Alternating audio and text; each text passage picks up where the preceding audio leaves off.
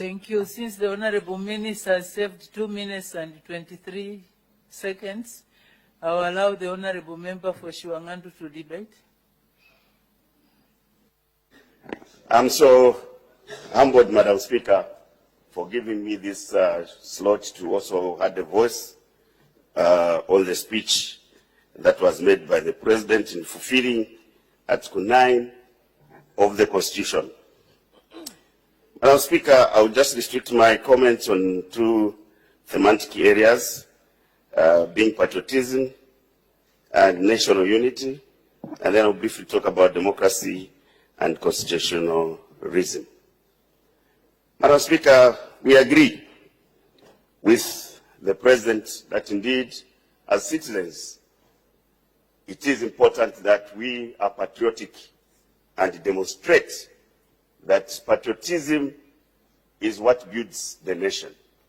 And borrowing the words of the Honorable Minister of Agriculture, indeed, citizens must be cultured to appreciate leadership. And when we say leadership, we are talking about higher officers, ourselves inclusive. It is important that we respect those that are in offices today, those who were in offices yesterday, and those who will be in offices in the future. It doesn't augur well to see citizens obviously denouncing officers such as the presidency, be it current or the former. And how we deal with those that demean and disrespect the current office order, the president,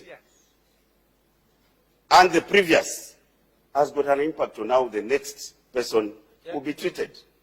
Because the current president is the 7th, there will be an 8th president. And so we have only one surviving former head of state. So these 2 must be respected for the purpose of national unity. Talking about national unity, Madam Speaker, it's all about mutual respect.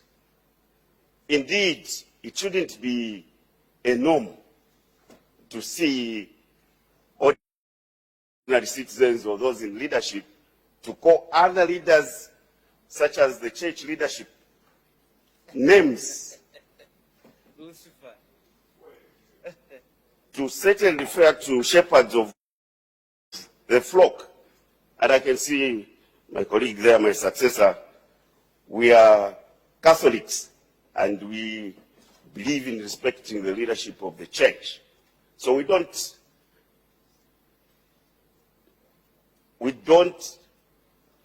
appreciate it when people are demeaning the leadership, the bishops and the priests and many other leaders. So there is a call, and I think to those of you, our colleagues, I've already spoken to you, Minister of Home Affairs, sometimes to take a lead on behalf of Cabinet to engage the church leadership on the concerns that they are raising. Because, you know, we have been in authority as well. We know what it means. Sometimes when you're being criticized, it looks like it's a contestation.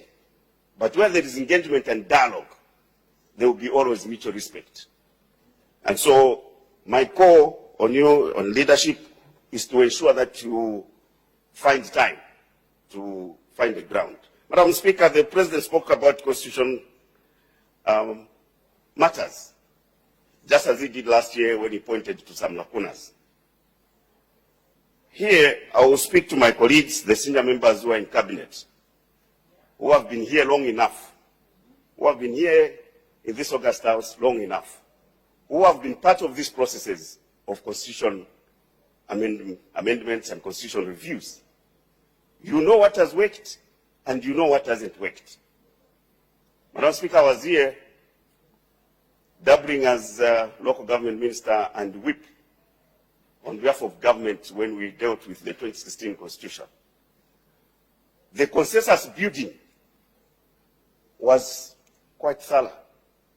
I can see Honorable Mtoro, there's Honorable Mtatu there, Honorable Jack Mumba, and senior members who are here, who were part of the conversations.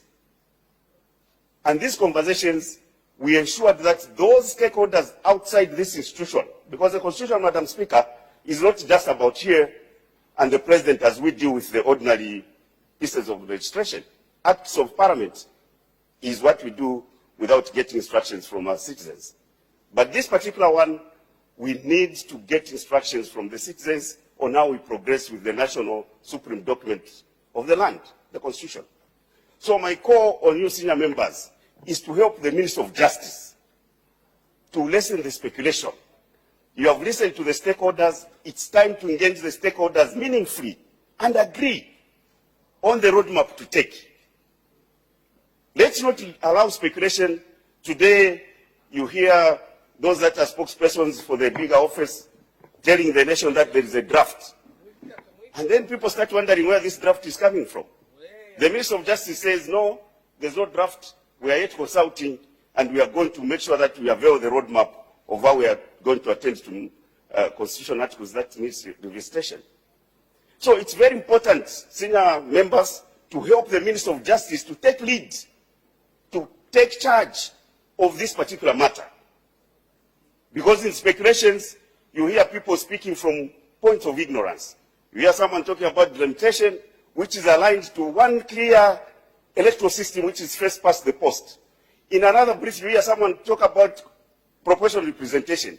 It's another fundamental system which needs to be understood and appreciated. So all I'm saying is that the issue of constitution requires consensus, conversations. The stakeholders that have spoken, the Minister of Justice, bring them on board, agree on what steps we are going to take in order to deal with this supreme document of the land. Therefore, we lessen the contestation between us who are people's representatives and the people that we represent, because they have got a stake in what we do here with regards to the Constitution. Then here we can come and have discussions instructed by the people to say, how do we proceed? We are one institution of legislative arm of government. How do we proceed? Premised on what the people have instructed us. That's where you lessen acrimony. Because now we are seeing stakeholders coming, issuing statements, and we can't ignore the pronouncements that are coming from stakeholders. So, dear colleagues from the cabinet, it's time you help the Minister of Justice to take charge and ensure that the right procedure is followed so that we lessen this speculation that is going on regarding the constitution-making process. Otherwise, people of Zambia are expecting that, all of us here, to be on one accord when they are on one accord outside there by the people that we represent. Madam Speaker, I thought I could add my voice. Thank you very much for allowing me